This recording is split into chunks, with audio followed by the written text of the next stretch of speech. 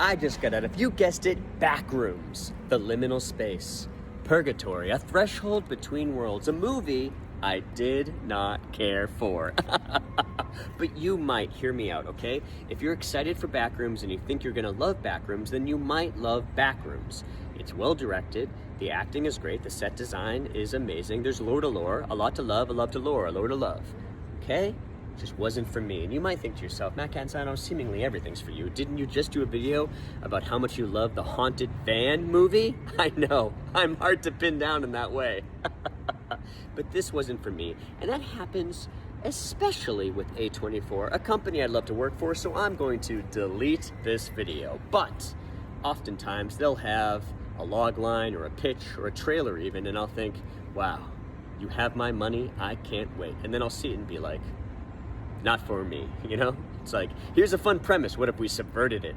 Here's a fun premise, but what if it was about trauma? Here's a fun premise, but what if we didn't pay it off at all? Here's a fun premise, but what if it was about naked old people? And I'm like, towards what, for who, why? And that's how I felt a little bit during this movie, okay? Also, there's some discourse right now about whether or not a 20-year-old could have directed this, and I think that's insane. A 20-year-old can, of course, direct a movie. They can direct an incredible movie. Does a 20-year-old have anything poignant to say about the banality of working retail your entire life? About failed marriages or divorce?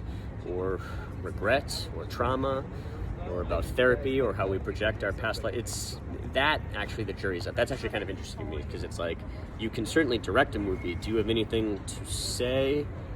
Does your worldview have anything? It's that I don't know, you know? Also, this movie made me feel old in a very specific way, which is I'm a millennial. I identify as elder emo, if you will.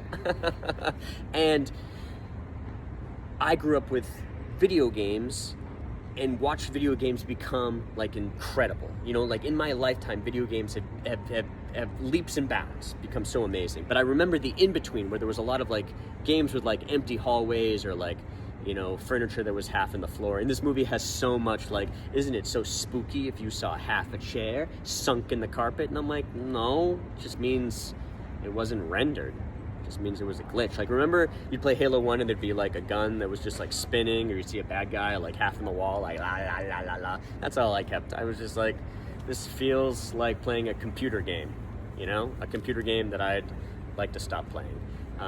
But it was fun to see in the theater. It was fun to see with other people. There's still people outside right now being like, I think it was interesting, and I think what he was trying to say is, and it's like, no, you didn't. You're thinking the same thing as me, which is, remember when you'd see like a character in a game and they'd be like, not like that, but like, you know what I have to go.